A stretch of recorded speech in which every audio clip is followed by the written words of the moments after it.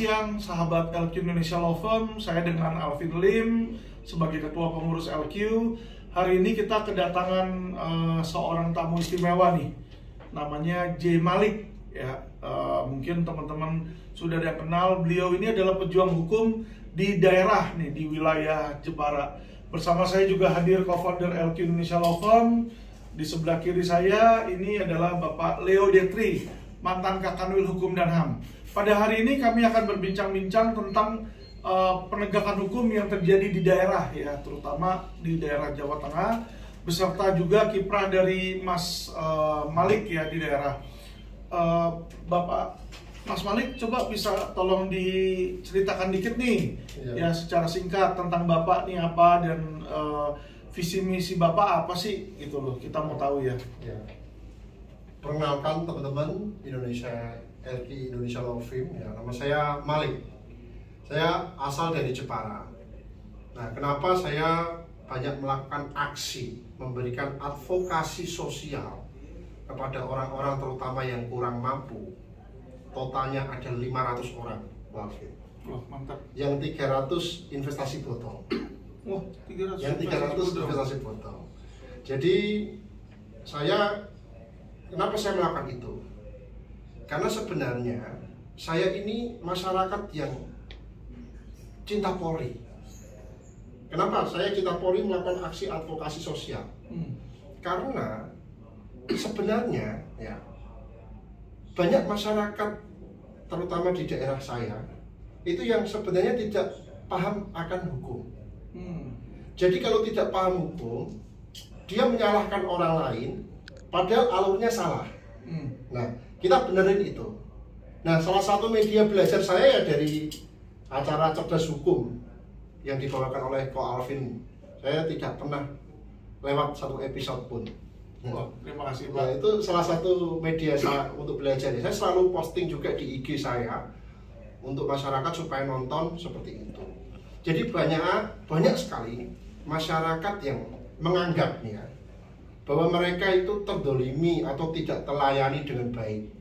Padahal sebenarnya mereka itu belum mengerti bagaimana cara melapor, bagaimana cara minta SP2HP, apa-apa, mereka belum mengerti gitu.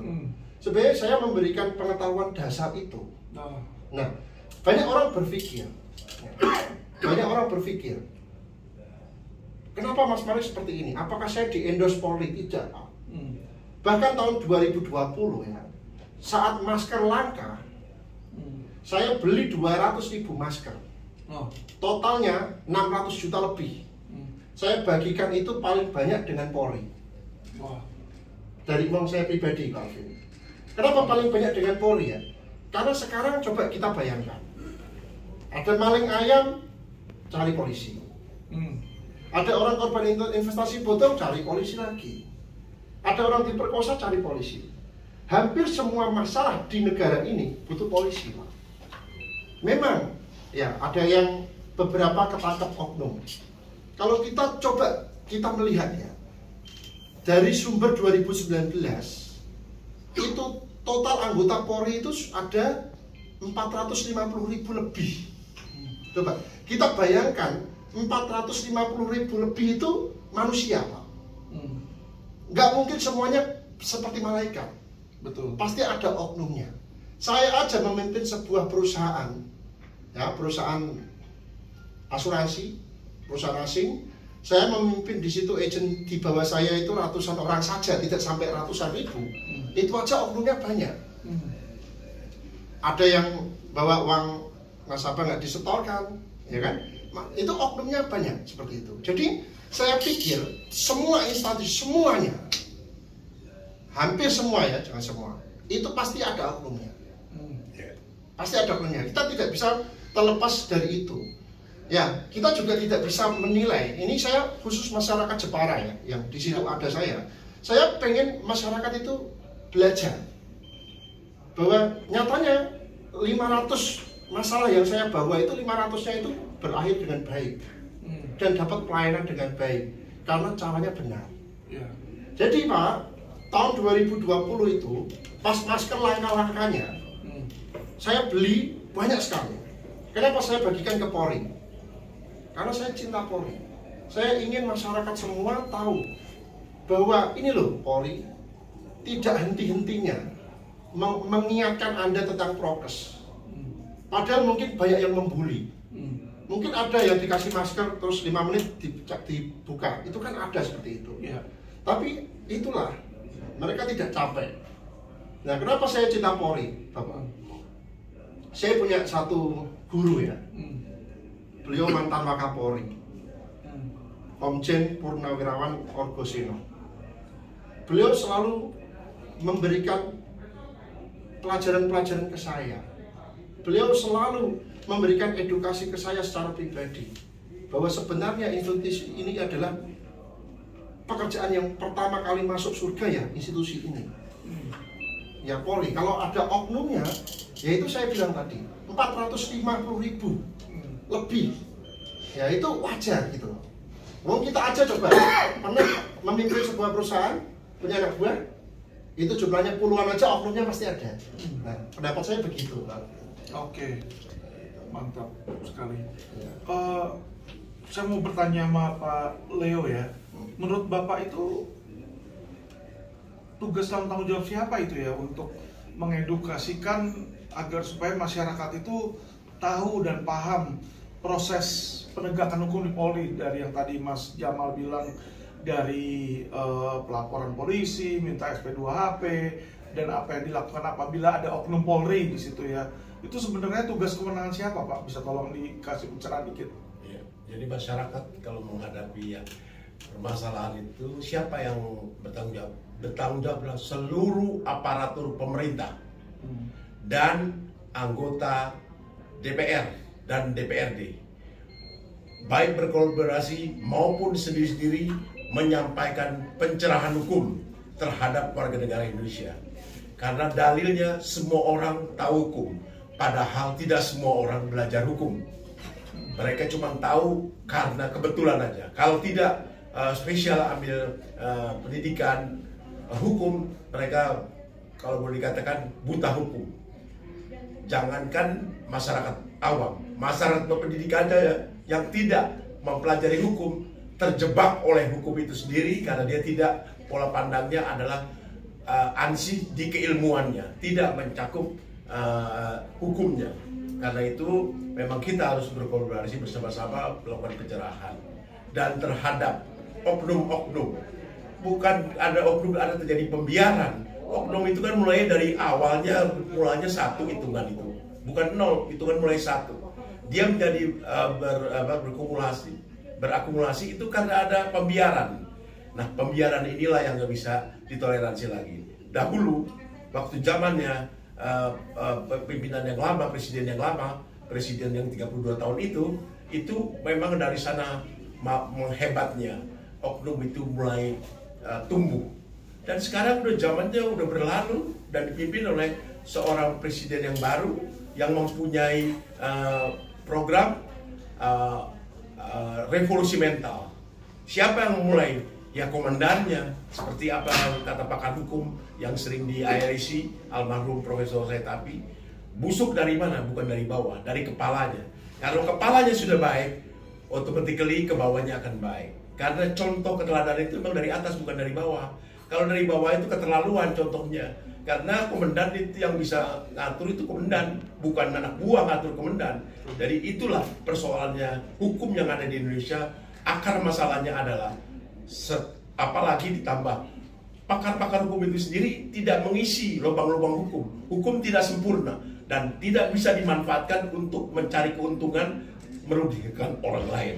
Itulah seharusnya. Jadi kita berkolaborasi, baik masyarakat yang buta hukum, pemerintah harus programnya pencerahan hukum terjadi seperti apa yang dilakukan oleh LQ.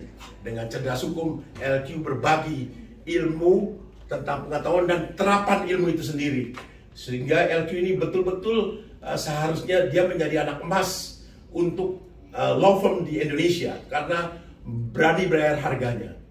Tidak ada tujuan lain selain untuk menegakkan hukum itu sendiri dan mencerdaskan masyarakat Indonesia. Kira-kira itu. Baik, terima kasih Pak Leo Detri ya, penjelasan yang sangat mencerahkan. Pak J. Malik, saya mau balik ke Bapak.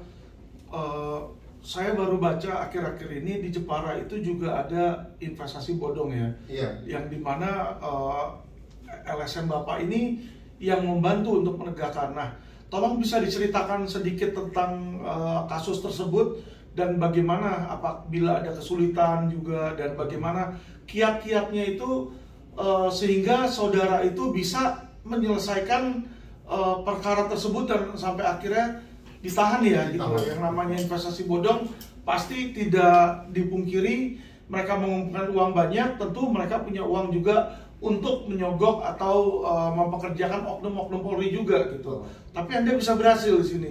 Boleh tolong di-share ke masyarakat ya? Oke, teman-teman. Jadi kemarin memang viral, banyak diliput di media nasional. Namanya investasi bodong di Jepara, tepatnya di Kecamatan Longgo. Korbannya ratusan orang. Total kerugiannya 4 miliar. 4 miliar. Itu yang baru kehitung ya. Iya. Yang nggak keunangan berapa saya nggak tahu ya. Itu dari beberapa orang yang datang ke saya. Nah, jadi saya sebenarnya anti dengan namanya LSM, Pak.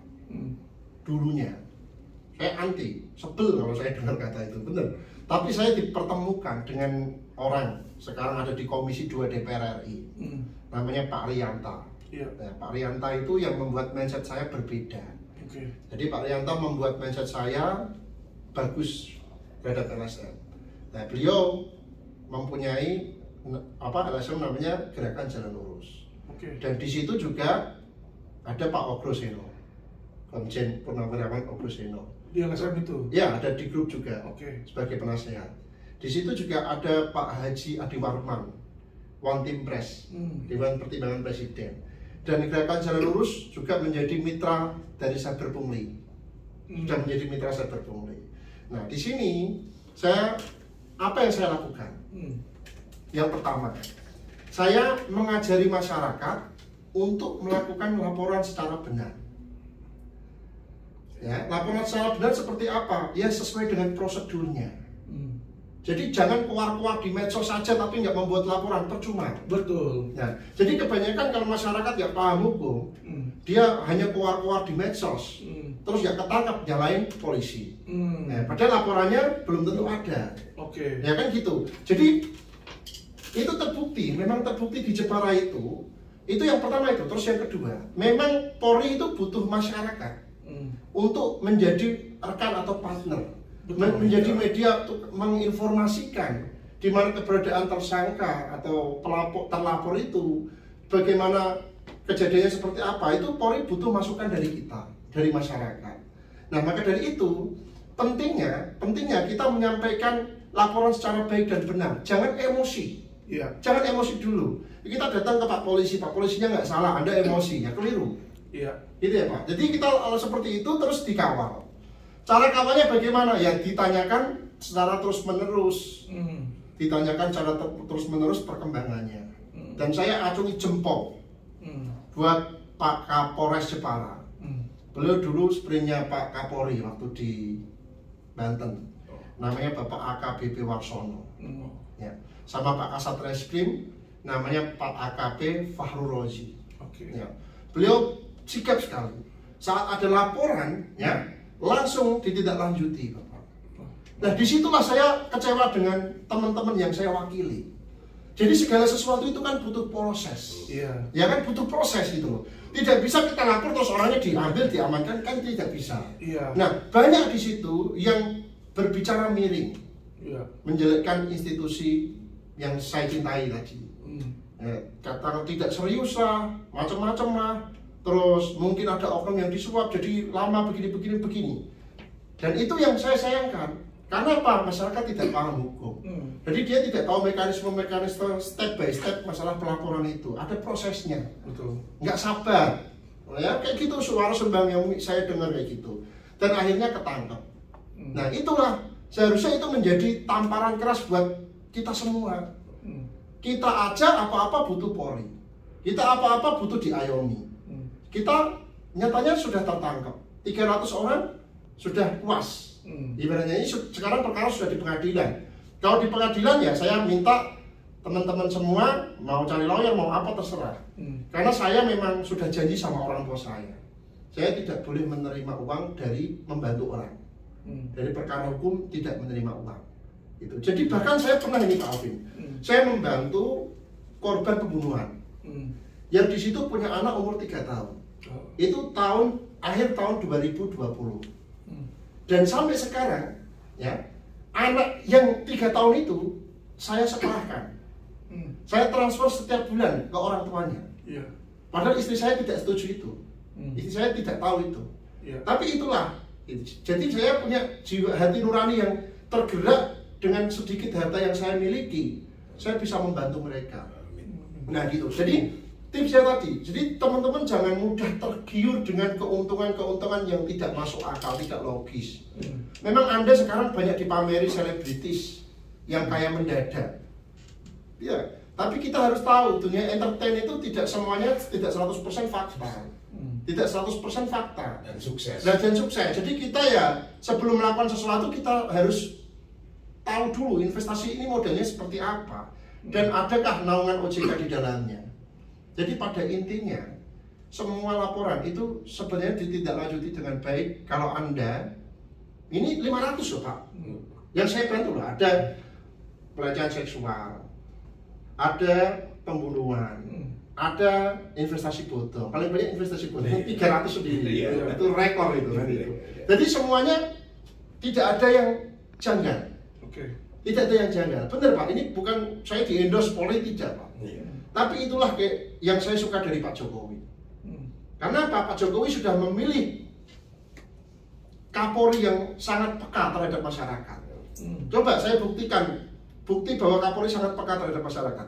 Berapa oknum yang dipecat, berapa oknum yang dicopot dari jabatannya, kan gitu ya. Kita kalau jadi Kapolri coba, kita memimpin 450.000 orang lebih, dan kita bisa mantau semuanya kan nggak mungkin. Maka dari itu peranan kita sebagai masyarakat itu sangat penting untuk memvideo para oknum, melaporkan itu ke Pak Kapolri atau ke Pak Irjen Sambo sebagai Kadif Propam itu perlu. Karena sebenarnya Polri ini sangat presisi Pak. Karena saya itu benar, ini saksi ya, saya sendiri ya. Itu yang saya bantu di Jepara Buaya Pak. Ya semuanya masuk Pak. Semuanya masuk. Karena memang salah. Padahal ada yang orang kaya raya, terkenal di desa kaya raya, terkenal, wah ngakunya dia nggak ada yang berani nangkep, nyatanya masuk. Itu ada juga Pak. Nah, maka dari itu saya himbau kepada masyarakat. Kalau Anda punya masalah, kalau Anda bingung, cari lembaga bantuan hukum yang ada di setiap daerah ada. Yang bersih Pak. Ya, yang bersih. Dan Anda di situ apa ya? Kalau Anda memang orang tidak mampu, kalau Alvin pasti dengan syarat tidak mampu, surat dari keterangan RT RW kelurahan, pasti mau bantu juga ya, kok konsultasi gitu mau bantu ya, kok. Jadi banyak lawyer yang baik sebenarnya teman-teman. Nah disinilah ini bukti bahwa sebenarnya Polri itu bagus. Karena apa? Ya semua yang saya tangani berakhir dengan baik Pak. Berakhir dengan baik. Tidak perlu gontok-gontokan, tidak perlu marah-marah, tidak perlu. Kita dengan cara sopan. Karena saya diajari oleh tadi 2 orang. Yang satu anggota Komisi 2 DPR RI, Pak Lianta. Yang satu Pak Komjen Purnawirawan Ogoseno, mantan Wakapolri. Ya, beliau kalau misalnya saya terlibat ada laporan kayak gitu yang mungkin ada indikasi oknum, saya langsung dikasih nomor komandannya. Kayak gitu. Nomor atasan saya langsung dikasih, saya jadi bisa komunikasi. Nah, begitu kurang lebihnya Pak. Oke, mantap Pak Jemalik. Pak, ada satu lagi yang saya mau nanya. Iya.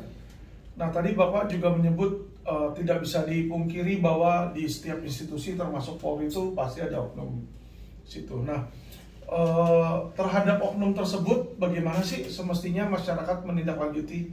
Maksudnya misalnya dia ada bikin laporan polisi dan laporannya itu mungkin tidak berjalan di situ kan. Nah, tips-tips apa yang Bapak bisa bagikan ke masyarakat dan netizen ini yang mengalami masalah tersebut gitu? Oke. Jadi gini, teman-teman semua ya. Kalau Anda mengalami seperti itu, mungkin Anda laporan tidak berjalan, bagaimana cara menyikapinya? Yang pertama, kalau Anda sudah melaporkan di tingkat polsek misalnya, dan tidak berjalan, Anda perlu melaporkan ini ke tingkat Polres. Kalau tidak bisa berjalan, Anda perlu melaporkan ini ke tingkat Polda. Kalau tidak bisa berjalan lagi, Anda juga perlu melaporkan ini ke tingkat nasional. Dan itu adalah hak Anda. Anda adalah masyarakat. Anda punya kedudukan paling tinggi. Selama Anda tidak melakukan perbuatan yang melanggar hukum, Anda wajib dilayani. Kalau ada oknum yang merusak citra dan marwah institusi tersebut, Anda cukup mencari bukti dan melaporkan itu. Lapornya kemana? Ada namanya aplikasi Propam.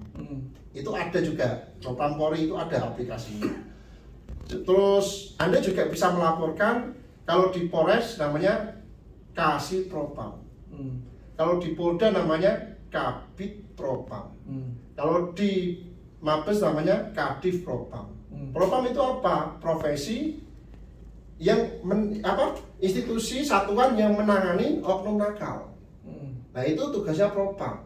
Tidak sedikit yang ditindak. Contoh Randy, kasus aborsi. Kan kemarin juga sudah di PTDH. Dan banyak lagi. Termasuk kemarin di Boyolali ada yang orang lapor kasus pemerkosaan, lalu dia dilecehkan sama Kasat Reskrim, langsung dicopot. Sekarang perwira pertama itu berpangkat AKP, sekarang non-job di Polda Jawa Tengah. Nah itu bukti bahwa sebenarnya memang niat dari Pak Kapolri dan Pak Jokowi itu memang benar-benar untuk menegakkan keadilan ke masyarakat. Kalau tidak, misalnya kita menganggap, wah sebenarnya Polri tahu tapi membiarkan itu. Kalau kita menganggap seperti itu ya, berarti kasus-kasus tadi kan nggak perlu ditindak Pak. Nyatanya ditindak. Tapi masyarakat banyaknya menilai gini, paling sudah tahu dibiarkan gitu ya. Kan gitu. Padahal sebenarnya misalnya ya, Anda melaporkan seperti ini, tapi Anda tidak ada bukti. Contoh, Anda lapor, wah saya tidak ditangani begini-begini, tapi Anda tidak bisa menunjukkan bukti. Bisa juga ada unsur fitnah, bisa juga ada unsur dendam, dan juga pimpinan-pimpinan Polri kan melihat di situ. Makanya kalau Anda merasa tidak dilayani dengan baik, Anda cari bukti. Itu saya rasa sudah sangat ampuh lah, karena step-step itu. Karena pendidikan Polri itu hebat Pak, luar biasa. Luar biasanya apa? Taat dan patuh pada pimpinan. Ya kan? Pimpinan bilang, ya, ini kenapa kamu laporannya kok? Kamu persulit, kamu kok lecehkan ini? Dia pasti langsung out dari kesatuan tersebut. Di Polda Metro Jaya juga kemarin ada kejadian seperti itu. Nah, jadi masyarakat begitu ya. Caranya, step-stepnya begitu. Jadi kalau Anda tidak dilayani atau dilecehkan, Anda bisa melapor ke instansi-instansi yang terkait. Nah, kadang salahnya begitu Pak. Contoh gini Pak, ada orang, Mas, saya kemarin lapor, lama sekali tidak lanjuti. Ngomongnya ke siapa? Ke orang lantas. Nah, ibaratnya kan begitu. Itu kan salah alamat. Ya, jadi dia merasa tidak dilayani dengan baik, padahal saya salah alamat. Padahal mereka harus tahu alamatnya. Loh, tidak masyarakat semuanya tahu. Sebenarnya masyarakat bisa tahu. Kalau rajin membaca di Google aja paling tidak. Betul. Contoh, laporan saya tidak ditangani, saya harus ngapain? Itu pasti ada. Penulis-penulis hebat di situ. Nah, di situ. Jadi saya mohon maaf ya Pak, saya tidak di-endorse ya. Tapi karena menurut saya semua masalah di negeri ini, semua masalah di negeri ini itu pasti butuh Polri. Semuanya. Ya kalau memang ada oknum, dibuktikan biar dipecat sama Pak Kapolri, kan gitu. Jadi caranya kan simpel, nyatanya sudah banyak yang dipecat. Itu ya. Pak Alvin. Baik, terima kasih Pak Malik.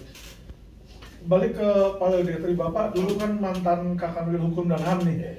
Jadi saya rasa sudah sangat paham dan mengerti sekali lah dengan struktur hierarki dari pemerintah. Nah, menurut Bapak, berdasarkan pengalaman Bapak di pemerintahan, apa sih yang menyebabkan menjadi ganjalan apabila seorang oknum Polri ya yang sudah terbukti nih, kita bicara yang misalnya sudah terbukti, sudah ada alat buktinya. Contoh yang kemarin kasus 500 di Polda Metro Jaya, kita udah ada bukti rekaman orang itu mau meras, meminta, ya kan, kasus mandek, tapi hukumannya itu cuma dipindahkan aja, ya dimutasi gitu loh. Padahal kalau kita tahu istilah pemerasan ini kan 385 ada pasal pidananya sebenarnya. Ya, atau yang tadi Mas Malik bilang contoh ada yang kita baca juga lah di koran ya, di mana kasat atau kanit malah memperkosa istri tahanan di situ, melecehkan di situ kan. Ada juga yang menerima suap di situ. Jadi banyak yang memang dia sudah istilahnya terbukti gratifikasi atau terbukti melakukan pidana, tapi yang dilakukan ini hanyalah memutasi, dicopot jabatan, dinonjolkan istilahnya, tapi nggak keluar dari institusi. Apakah itu ada hambatan atau pengaruh dari sistem kepemerintahan atau bagaimana menurut Bapak? Gimana solusinya itu sebenarnya agar supaya institusi Polri ini bisa bersih ya? Karena yang tadi dibilang oleh Mas Malik ya, kita semua nih termasuk LQ ini cinta Polri. Amin. Tapi kita ini benci sama oknum, karena oknum inilah yang bikin kotor rumah institusi kesayangan kita, Pak. Coba Bapak bisa kasih pencerahan dikit, Pak. Di dalam membina SDM, kita nggak langsung sistemnya kita pukul habis. Jadi dikenali dengan seperti hukum juga, orang pertama kali melakukan pelanggaran hukum nggak dihukum seberat mereka yang residivis. Demikian juga terhadap oknum-oknum yang ada di sana.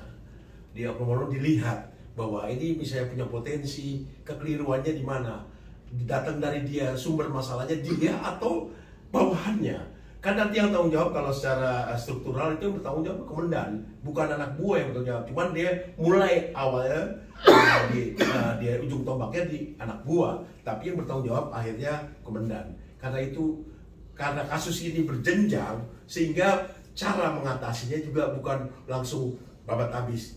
Kalau mereka kasusnya ini langsung tertangkap tangan, udah pasti sikat habis. Tapi karena ini berupa pelaporan, masih ada kesempatan pembelaan. Semua orang yang salah juga pasti bela, ya. Semut aja diinjak bela diri, apalagi orang yang otaknya jalan, apalagi tingkat komandan. Itu mereka selalu mencari dalil untuk teori pembenaran, tetapi tetap salah. Dia tetap salah, karena itu sanksinya merujuk kalau polisi sekali ini udah sebagai aparatur sipil negara, dia kena ada PP 30 namanya. Itu di sanksi administratif juga sampai pemecatan, sampai dikeluarkan. Tapi nggak masuk ranah pidana. Nanti kalau ranah pidana itu kan tingkat berikutnya.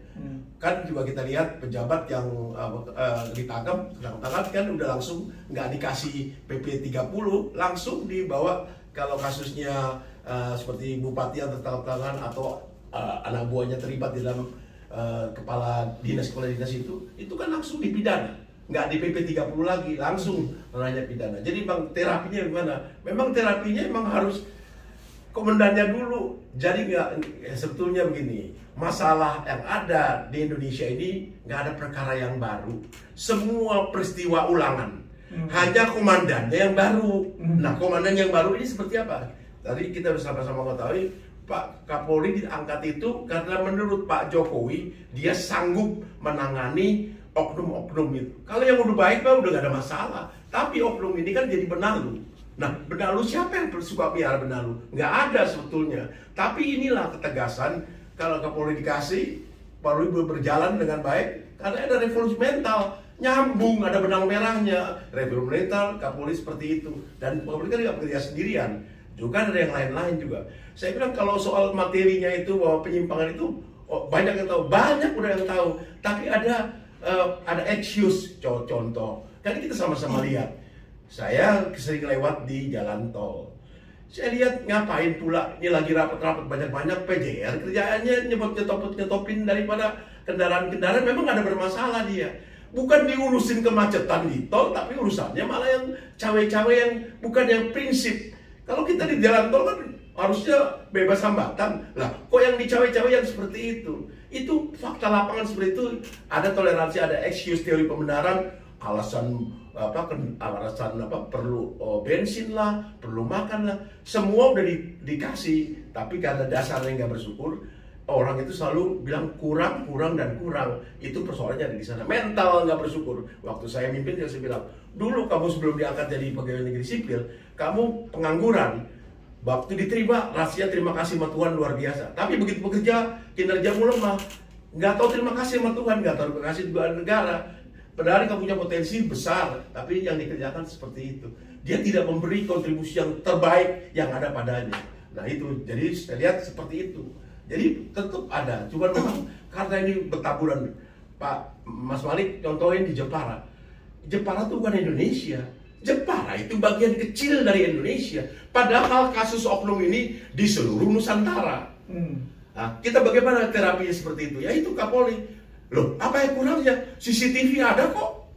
Kurang apa CCTV? Hadapkan itu CCTV kepada mereka. Masa negeri Cina aja yang bisa? Kita juga bisa di daerah-daerah rawan dipasang CCTV. Kita di Jakarta ini dipasang CCTV, nggak usah ada polisi lagi di sana.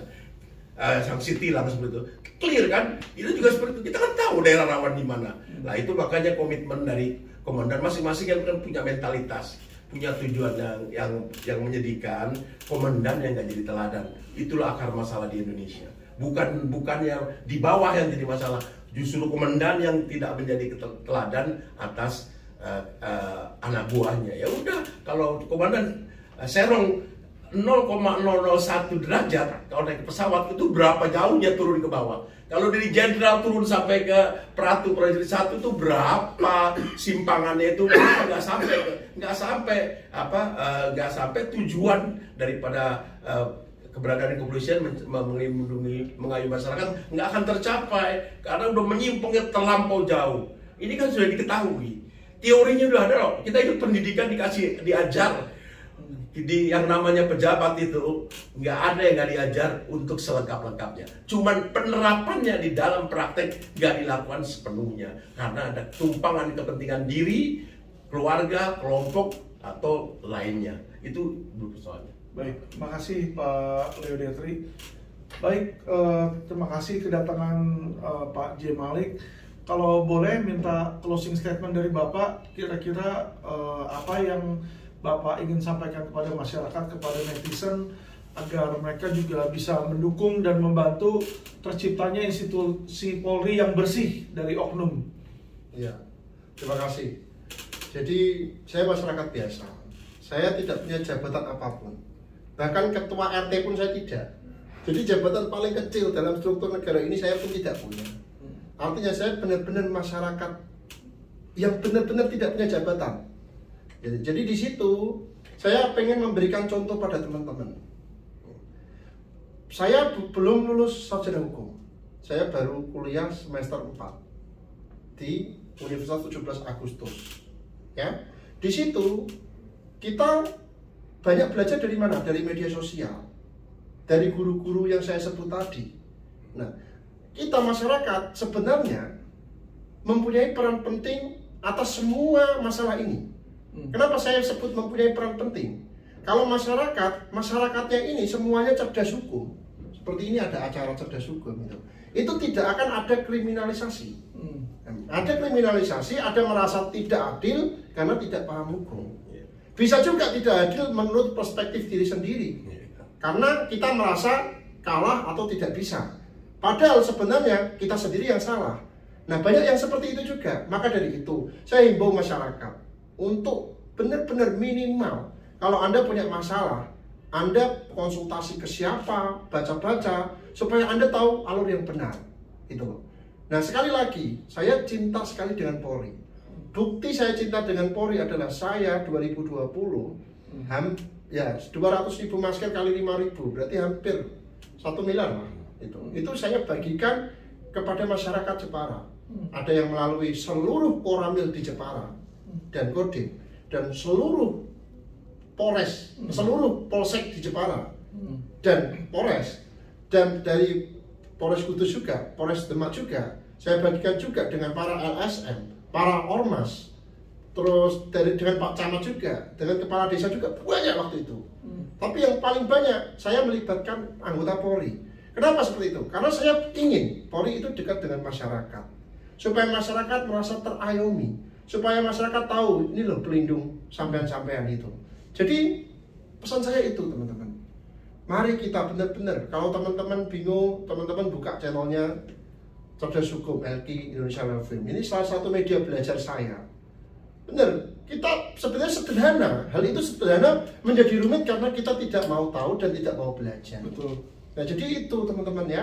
Jadi jangan mudah mengatakan saya terdolimi, tapi kita tidak tahu aturan. Betul. Kan kebanyakan seperti itu, masyarakat yang tidak paham hukum, dia melapor, laporannya ditolak. Kan banyak laporan yang ditolak karena tidak memenuhi unsur. Tapi saat laporan ditolak, dia akan bilang, saya lapor karena saya nggak bawa uang, jadi tidak ditangani. Padahal tidak seperti itu kan. Tapi masyarakat rumornya begitu. Kenapa seperti itu? Karena tidak paham. Dan memang kalau ada seperti itu nggak lama kok, orangnya pasti dimutasi, bahkan bisa di PTDH. Nah, itu yang menjadi garis bawah yang benar-benar saya garis bawahi dengan tebal. Karena apa? Karena sebenarnya coba kita bayangkan, kalau kita suka menjadikan institusi Polri, coba dunia ini sehari tanpa ada polisi, Anda bisa dibunuh kapan saja. Ya benar, Anda bisa dibunuh kapan saja, orang bawa parang kemana saja bisa. Anda bisa ditabrak orang kapan saja, keluarga Anda bisa dibunuh orang kapan saja. Nah itu, makanya kita harus juga introspeksi. Jangan hanya melihat sebuah institusi itu dari sudut pandang buruknya, tapi kita lihat dari sudut pandang positifnya. Berapa juta masyarakat yang terbantu. Gitu. Jangan hanya karena ulah oknum 1-2 kita mendiskreditkan sebuah instansi gitu. Nah itu teman-teman, saya sayang Polri, saya cinta Polri. Saya adalah relawan Pak Jokowi juga, saya dari Jawa Tengah. Maka dari itu saya mendukung. Kayak bagi masker itu pencegahan COVID. Waktu itu langka Pak, langka. Saya punya inisiatif sama teman-teman saya, bagaimana masyarakat Jepara semua bisa punya masker. Banyak yang menuduh saya, ini karena pencitraan. Nah, saya bukan pejabat. Kan gitu, saya kan bukan pejabat. Saya mau mencitra apa? Itu yang pertama. Yang kedua, saya dituduh mau nyalon bupati. Saya ini orang melarat, orang nggak punya. Saya mau nyalon bupati, siapa yang mau pilih saya? Nah itu, banyak orang Indonesia ingin negara ini menjadi bersih, menjadi maju. Tapi ingat lagi saat caleg, saat pemilihan presiden yang tidak ada amplopnya, tidak akan dipilih. Nah itu, masyarakat pengen maju tapi orangnya sendiri nggak mau maju. Nah ini sebenarnya salah kita sendiri, harus introspeksi. Loh kenapa misalnya kita bilang Indonesia kok lambat kemajuannya? Ya itu salah satu sampean sendiri kan yang milih sampean. Kan gitu. Makanya jadi orang itu harus benar-benar cerdas hukum itu biar bisa menilai dari berbagai sudut pandang. Gitu ya Pak Alvin ya. Baik, terima kasih Pak Malik ya. Pak Leo boleh kasih closing statement, kira-kira pesan apa yang Bapak mau sampaikan ke pemerintah, khususnya ke Bapak Kapolri agar bisa mampu menciptakan institusi Polri yang bersih dari oknum. Ya, terima kasih Pak Alvin. Pak Kapolri punya ring 1 sampai ring 1000. Ring 1 sampai ring 1000 kan ada simpul-simpulnya. Kan ada benang merahnya kewenangan atas mereka. Kalau yang seperti itu digunakan, dimanfaatkan dengan tim yang spesial menangani. Kalau pujian nggak usah ada tim. Tapi kalau keluhan ini memang di hidup ini penuh keluhan. Kalau nggak ditampung itu bagaimanapun citranya tidak akan baik. Manfaatkan dari ring 1 sampai ring 1000 itu. Mereka bekerja dengan sungguh-sungguh. Karena itu nggak mungkin nggak terjangkau. Sudah dibuktikan dengan kehebatannya CCTV, kepanjangan tangan dari pemerintah Cina. Di sana boleh orang melakukan apa saja, tapi terekam dengan baik. Kita tentu dana nggak ada seperti itu. Tapi kita punya kuping. Dari kada Babinsa, kan polisi juga ada yang turun sampai ke bawah. Nah itu yang difungsikan semua mereka dan masyarakat juga dilibatkan. Kami kebetulan saya ini duduk di LMK, Lembaga Musyawarah Kelurahan.